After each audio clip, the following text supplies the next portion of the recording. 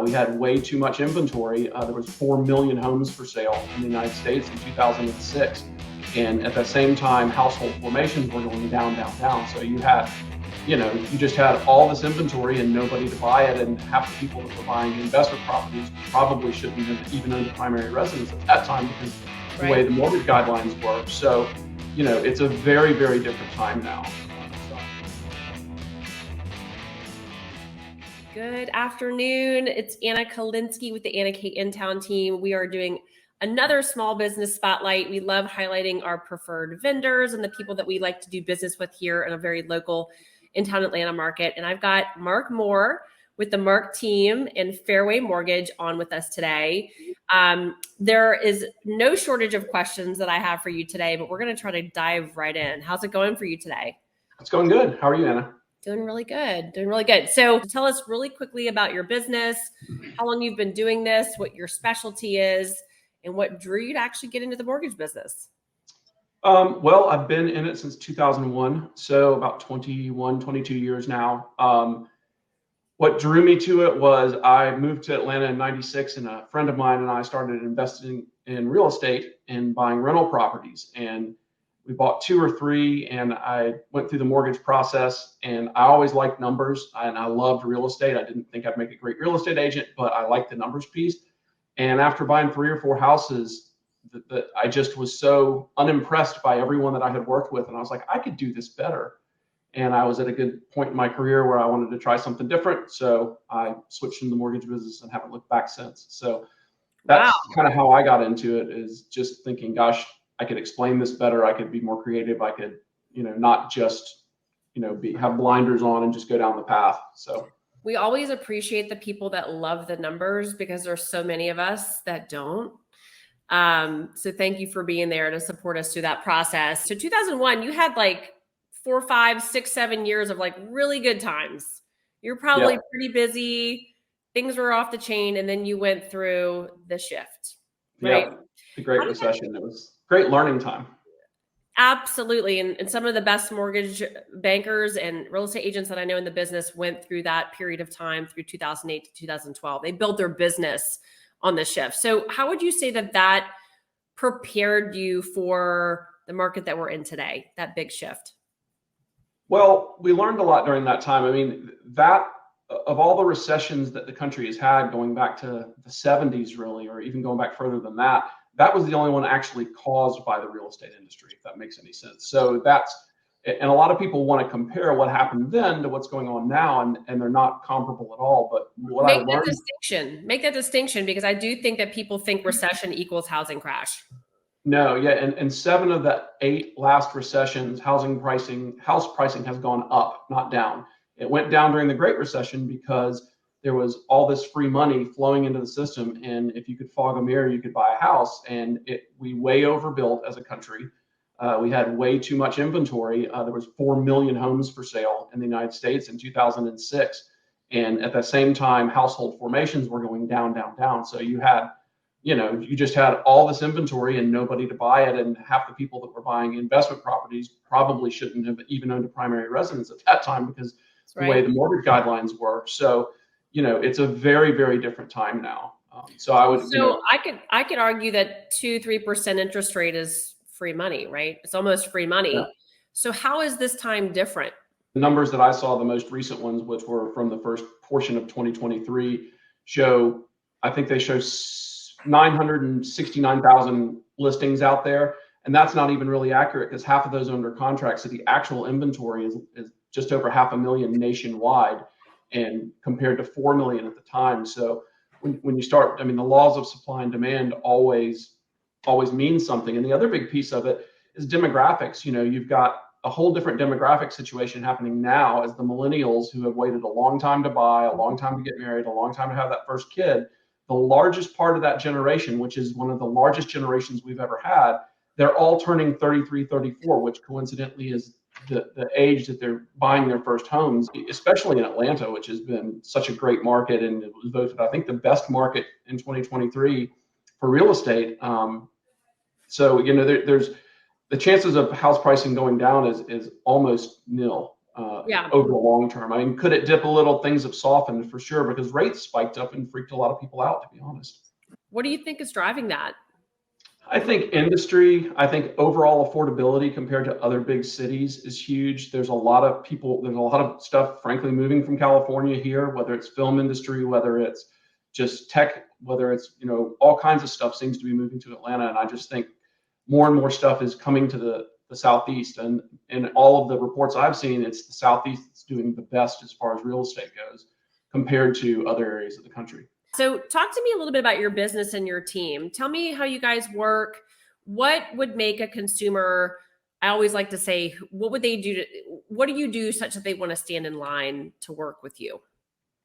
Yeah, I started my team in 2010 in the middle of the Great Recession because we were surprisingly so busy that I couldn't handle it. So our team has grown to 13 people now, and that, we're pretty all inclusive. So one of the things that sets us apart a little bit is the fact that the whole process happens on our little team here in Decatur. So when people come in and want to work with us, you've got the processors, or we got our own processors, we have our own underwriter, we have our own closer. And if you're not in the industry, that doesn't mean much. You don't understand that. But you as absolutely understand that. A lot less red tape, right? Less friction trying to get across the finish line.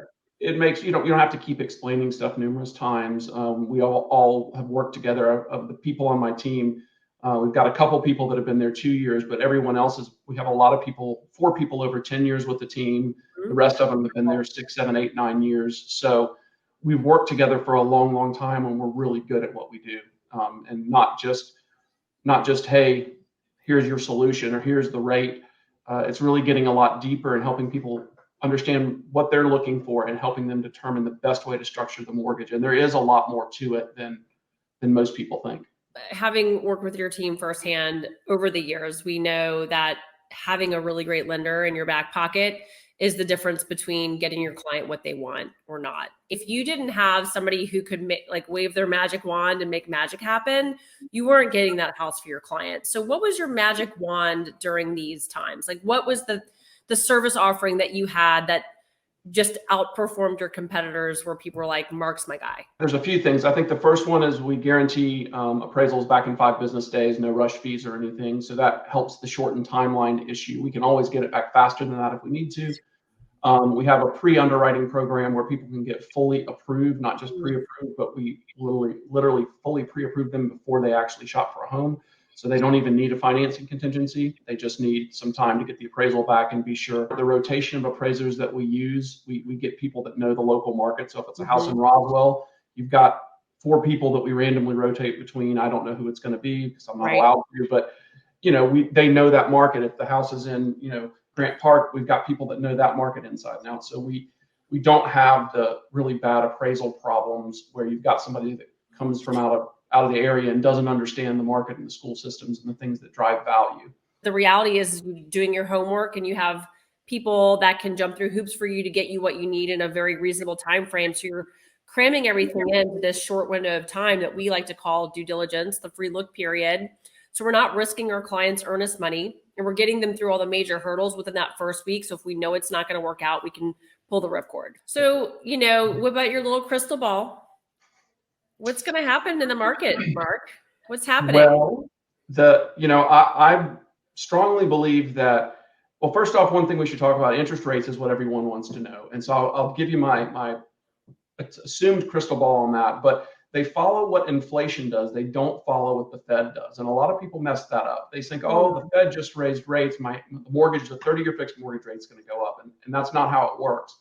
They really follow what inflation does. And so we've seen a lot of indications that inflation is coming down over the summer. Yep. The Fed has hiked and hiked and hiked. They probably overhiked the rate, according to every expert I can find that knows anything about it, says that they've gone too far because they just won't give it time. They're trying to turn the Titanic on a dime, and the economy won't turn on a dime. It just takes a little time for the changes they've made to kick in. When you look at the average 30-year fixed rate, we're really right at or below the average 30-year fixed rate over the last 80 years. And that, that doesn't help when you're looking last year. But when all those people got out of the market because of rates going up, I think it created an opportunity. And I think as rates start to come down, that opportunity is going to get, is going to start to go away because you'll see a lot of people jumping back in. It was really interesting. Gary Keller was saying in the state of the market and the state of the economy, we were talking with him last week, was that the consumer pulse, like if they were to take a poll across the industry of people that might buy a home, 5.5 was that real sweet spot where they started to feel really comfortable with like, okay, I'm not overpaying for my interest, but also like in reality, like I know I'm not going to get a 3 anymore. Like got that. Right. And those 3s and those 4s are dangerous because that means that things are appreciating. Inflation is maybe back up. And that's when I would be a little cautious. Right? A rate somewhere in the mid 6s is probably the right spot. It doesn't feel like the right spot if you're trying to buy a house right now, but for the economy and as a whole, that's probably a pretty healthy level. Well, is that true? Would you buy in this market, Mark? I did. I would, and I did. I really felt like it was a good opportunity. And in February, I found an investment property. So burning question, what interest rate did you grab? 7.75, I believe. Yeah. So, I hear like people trying to like cover their ears and be like, oh my God, a lender got a rate at 7.75. Okay. That tells me consumer confidence. Lock it in, get the deal. When the market adjusts, you can then refinance. You're not attached forever. They always say the best time to make an investment is now, right? Because if you wait 5 years, you're going to kind of regret all the things that you wish you would have put your money in. And then the interest rate wouldn't have mattered to begin with because you didn't make any net worth improvements. There's an interesting graphic. It says, don't bet against the U.S. housing market. And it goes all the way back to like 1940. And it shows in green, white, or pink or red. Green means the housing market appreciated. White means it was completely flat, and red means it was down a little bit. And even if you look at the last 60, 70 years of history, there's been 4 flat markets, and there's maybe 7 years where it was down, and every other year it's been up. And people say, well, we just had this big run up in price over the last 3 years. There's no way it can keep going up. But the data doesn't show that. If you'll look at that statistic, it's really fascinating. How much you'll see some big run-ups, and then what you'll see is instead of appreciation at 10 or 15%, which isn't sustainable, you'll see an appreciation at 1 or 2 or 3%. And so, housing has been incredibly stable over the long term. People think that this is what the market looks like, and if you buy at the top, then surely there's going to be a bottom, and so on and so forth, and like maybe prices are steady over time. But the reality is at the top. The bottom of, oh my gosh, I should do this. The bottom of this market is the top of the last market, right? So like it goes up over time. There's going to be ebbs and flows, but people just feel like real estate is like linear. Like if I bought at the top, well, then there's obviously going to be a bottom, but the bottom is relative to the bottom of what, right? Because inflation over time and appreciation over time is inevitable, just like the stock market. Tell me what's inspiring you right now. You're a business owner. Like what gets you up in the morning? What gets you excited and puts you to bed fulfilled? I still love figuring out stuff that other people can't figure out. That makes me happy. I like solving puzzles, and a lot of the clients that we get to work with are self-employed or film industry, and people, they don't fit well into the mortgage box, and I like to figure out ways to make them fit into that box, or I like to figure out ways that they can accomplish things that'll help look at net worth over time, not just look at rate today, because there's a lot more to it. My team is the same way. It's like, we try to ask a lot of questions and listen a lot as we go through the process, because, it's the largest purchase most people make, right? As you know, and, do you really want somebody that's going to say, hey, here's your mortgage. Do you want fries with that? And I kind of feel like that's what's out there a lot, especially with the big banks and some of those folks. It's just the way they're set up. It's not any slam on them, but they don't look at it the same way. Well, I'm so grateful for our time here today. I love hearing about how people tick and how they make their businesses work. And do you have any parting thoughts for us? Maybe tell people how they can find you. Sure. They can text or call us at our number, which is 404-373-3411. Or just if you go to Google and go type in More Team Mortgage, we come up pretty easy that way too, because we've been around for a while. So pretty easy to find. And I really appreciate you having me on, having that opportunity to work with the Anna K team. If you're out there and you're considering buying a house, you've got to work with a real estate agent that knows what they're doing. And we get to work with lots and lots of real estate agents, and they don't all know what they're doing. So we get to see the differences between them, and your team is just unbelievably professional and systems, and I mean, it just runs like a top. So thanks for inviting us on, and you do an incredible job. So thank you, Mark. It's absolutely our pleasure. Thanks for the partnership. You too. All right. Have a good one, man. You too. Bye.